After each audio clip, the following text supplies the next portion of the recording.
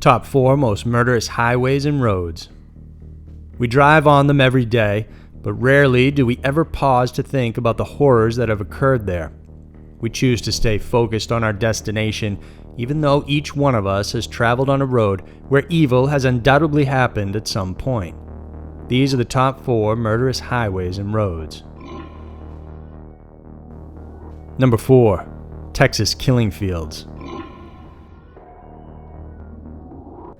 Found a mile off Interstate 45, sitting on the borders of Galveston and Houston, is a place known ominously as the Texas killing fields.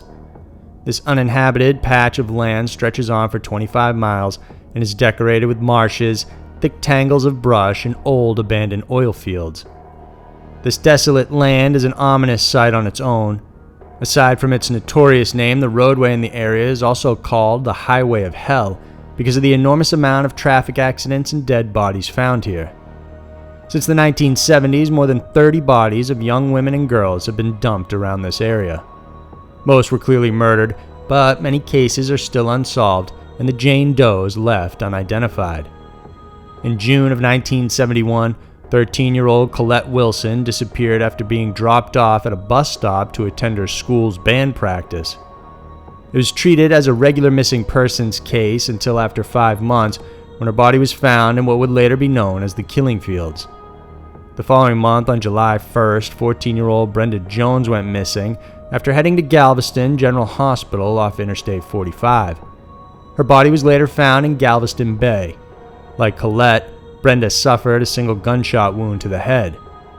More killings would follow in the same year, and by the end of it, there were 11 murder victims in total. Most of them were teenage or adolescent girls found with their hands and feet bound and likely sexually assaulted before being shot in the head. There were no solid suspects or leads during the investigation. Because the area is large, it became a nightmare to investigate for police. Many of these places were headed by small police departments, and many didn't share notes with one another.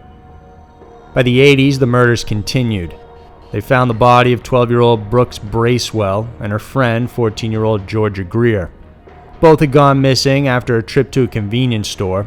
Another girl, Heidi Faye, who was 23, also disappeared after using a payphone at a convenience store. Her body was found when a dog unearthed her skull and carried it back home. Another death happened on September 10, 1984, that of 16-year-old Laura Miller. Laura also disappeared from a convenience store. Her body would later be found in a secluded oil field. Laura's father, Tim Miller, helped bring wide publicity to these killings. He began marking the areas where the bodies were found and also organized his own investigation. Aside from the murders, many girls have also vanished along this stretch of road. One popular case is that of 17-year-old Jessica Kane. She vanished on August 17, 1997. Her pickup truck was found abandoned on I-45, but there was no sign of the missing girl despite a massive investigation. Another case was that of 13-year-old Crystal Baker. Crystal left home angry in 1996 after she had a big fight with her grandmother. She called her mom from a convenience store, telling her what happened, but this would be the last time anyone ever heard from her. Her body would be found weeks later under the Interstate Bridge. She had been beaten, raped, and strangled to death. Crystal's case garnered attention since her great-aunt was none other than Marilyn Monroe. For police, the killings are incredibly frustrating, mostly because there's hardly any clue left for them to investigate or any leads they could clearly follow. Add to the fact the remoteness of the area, it often takes months or even years for anyone to stumble across any remains.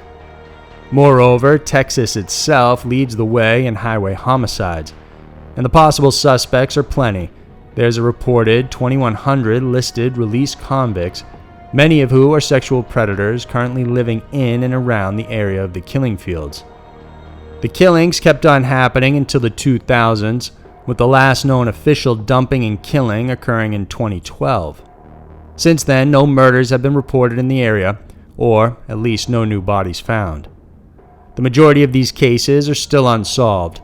In the case of Crystal Baker, her dress was resubmitted for more modern DNA analysis, and this did yield a suspect in that of Kevin Smith. Smith later admitted to the crime and was sentenced to life in prison for Crystal's murder, but this is the only Killingfields murder ever to be solved. Number 3. I70 Killer. Interstate 70 is a large stretch of highway that runs from Baltimore, Maryland towards Cove Fort, Utah. For many, it's used for traveling between the states, but for some, it's their playground used to hunt down victims. Starting in 1992, the highway became a gruesome spot for an unusual maniac dubbed as the I70 Killer. During this time, he committed several murders and robberies at various specialty shops along the highway. At 26 years old, Robin Fuldauer from Indianapolis, Indiana, was working as a manager at a Payless shoe store. On April 8, 1992, at around 2 p.m., she was manning the store alone when a gentleman walked in and shot her.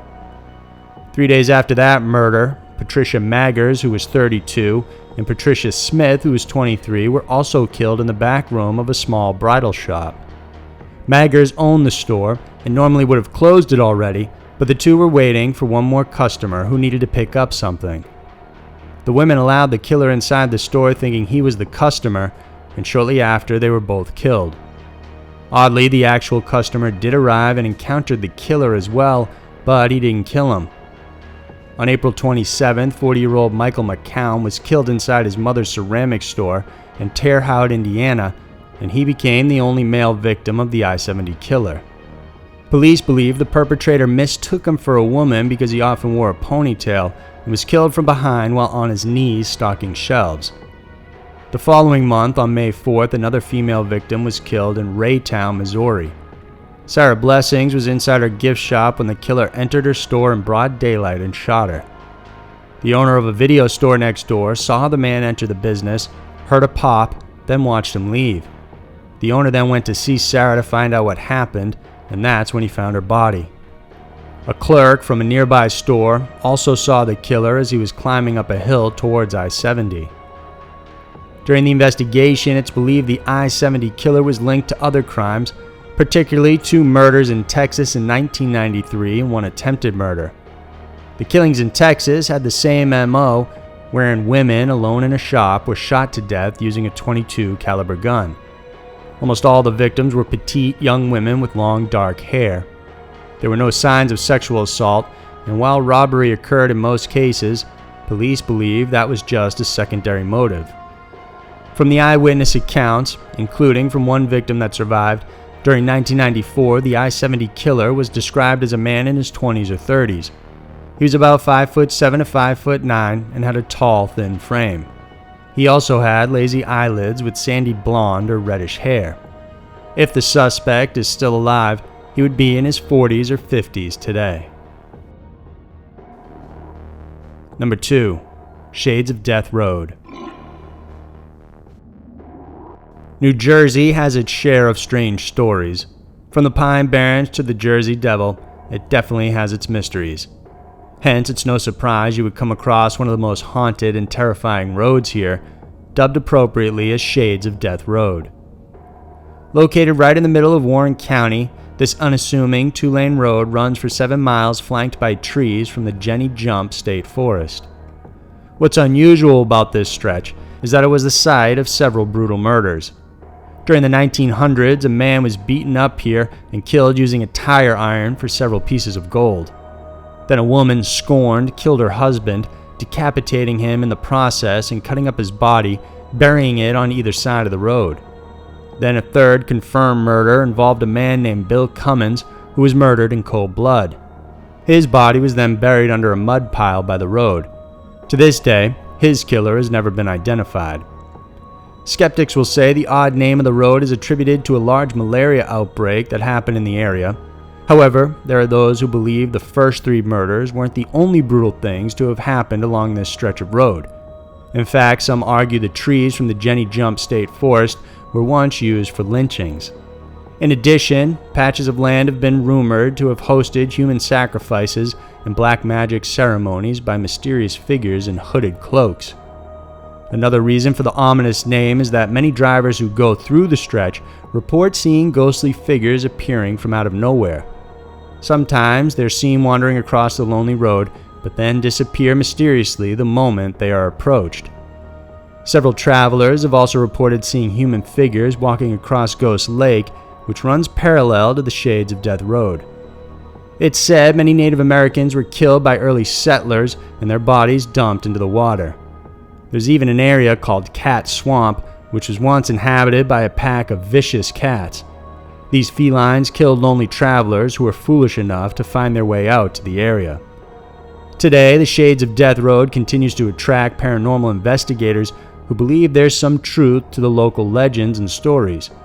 Other times, thrill seekers drop by looking to have some unusual fun to the annoyance of the locals.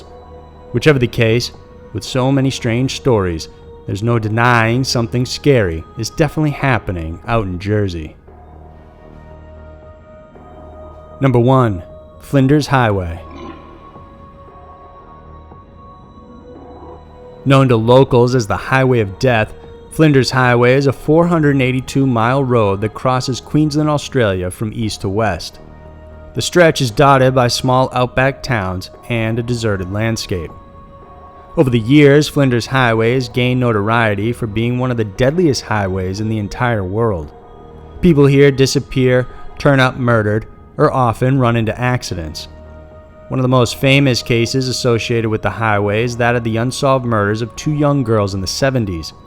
7-year-old Judith McKay and 5-year-old Susan McKay, who were sisters, were found raped and murdered via stabbing and strangulation just off the highway.